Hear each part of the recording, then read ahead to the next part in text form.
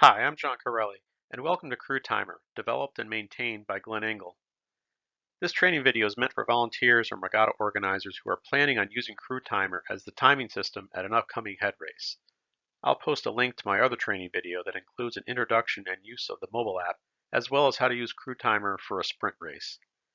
This video assumes you already have a little familiarity with the basic use of CrewTimer, and with that said, you'll find that running the two types of races is fairly similar. Check below for some additional helpful links to Glenn's site.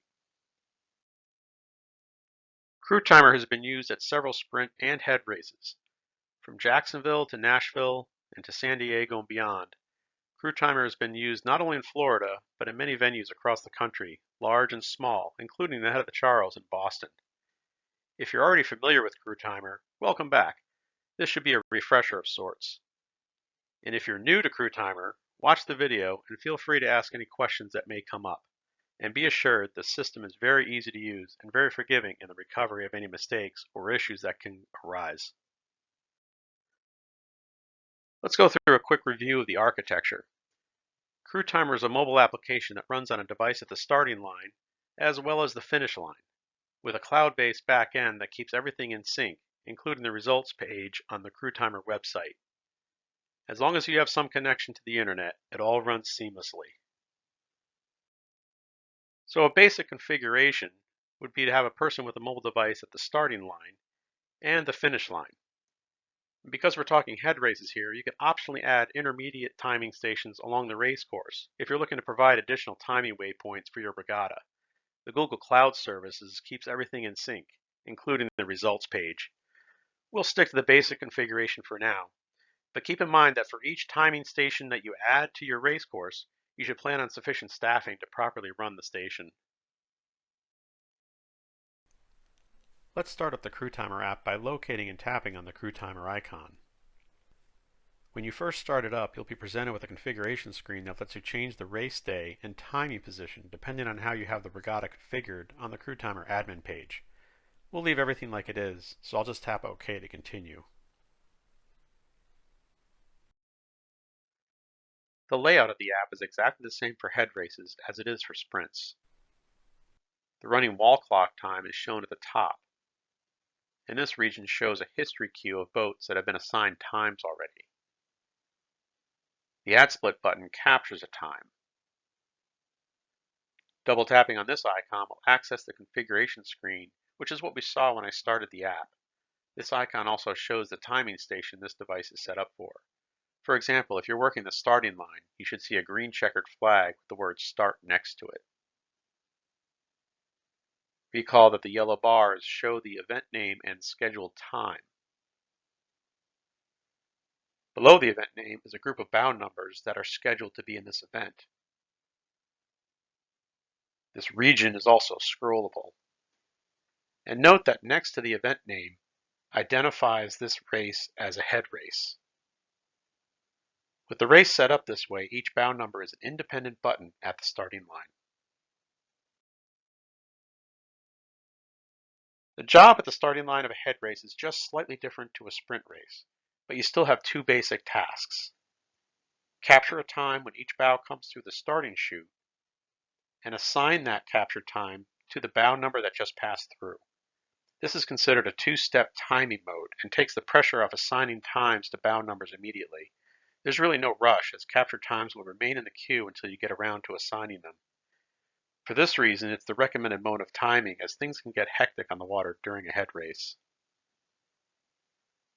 Furthermore, it's recommended that timing operators use a Bluetooth clicker device that takes the place of the Add Split button on the app.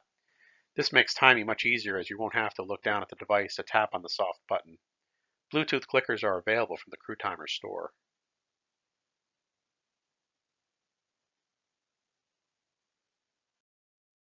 So let's see this in action and run an example race. For a head race, remember that each boat will be going through the starting chute at a different time. So we have to capture a time for each boat as it comes onto the course, and then assign that start time by tapping on the bow number. This would be the same process applied at every timing location, including the finish line.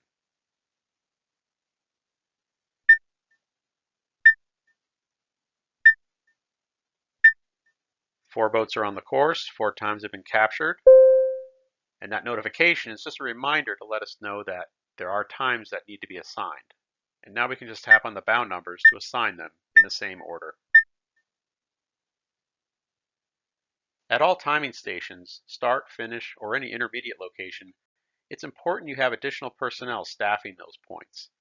I could see utilizing 3 people at each station: a spotter who calls out the bow number crossing the line, a scribe to record the bows as they're called out, and the CrewTimer operator to capture times and assign those times to the appropriate bow number. The finish line team will be capturing times and bow numbers in a similar fashion as each boat crosses the line. Because boats will change order while on the course, it's important to utilize that scribe to record the bow numbers in the order that they're called. Up on the CrewTimer site, Engel has provided some worksheets that your scribe can use to record bow numbers as they're called. This will give you a backup paper trail and a decent record of the order of finishers that your staff can go back through and assign times. As time permits, the CrewTimer operator can assign the time to the bow numbers called out. The mobile app does some math, and you'll get your elapsed times automatically generated with the overall order of results for that event. And here comes boat 2, followed by 1, 4, and 3. So now we just assign those times using the bow number buttons below.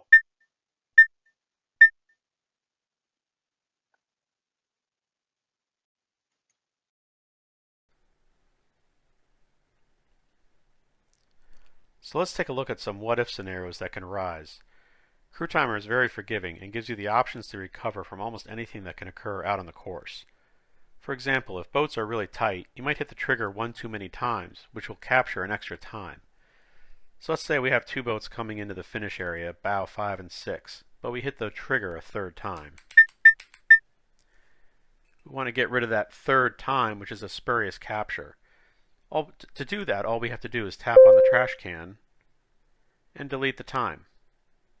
And then we can assign those other 2 times to bows 5 and 6.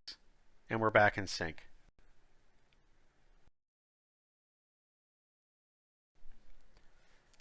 Sometimes it may be hard to see a bow number, or a boat may be missing a bow number altogether.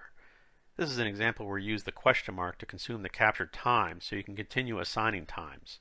When the dust settles, you can go back and tap on the time with the question mark assigned, and then assign the correct bow number to the captured time. Let's go through an example. Bow number 8 is coming through now, and another boat's coming through, but I can't see the bow number. And a 3rd boat is coming through, which is bow 10. So I know this one's 8. I'll assign a question mark for that one because I didn't see it. And this other bow number was 10.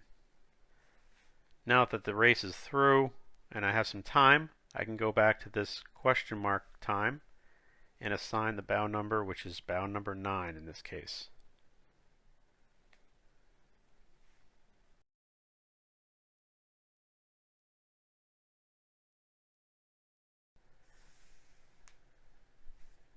Depending on the size of the field, it is possible that a boat from the next event overtakes a boat in the current event. This is a perfectly normal situation for CrewTimer to handle, as you just have to tap on the bow number in the next event and continue as usual. Typically, head races use unique bow numbers for the entire regatta for just this reason. So let's see that in action. I'll capture 2 times and say that bow 19 overtook bow 18. That's all there is to it. You can scroll between events, and if you get lost, you can always tap on the Go To event and select the event you want to actually go see.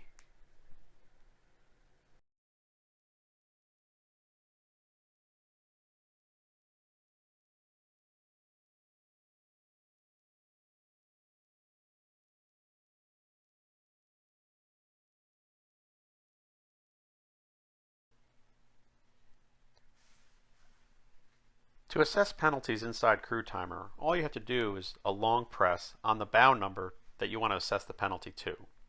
So for example, let's say bow number 8 incurred a penalty out on the course.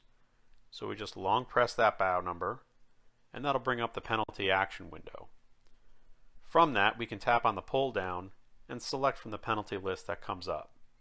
Now this is a default list that's predefined inside the CrewTimer configuration page, but in the admin page you can define your own list of penalties and they'll show up here. But let's say this boat missed a course buoy and they only did it once, so we're going to leave the quantity at 1. You save the action and the penalty shows up next to the boat name right above the Add Split button.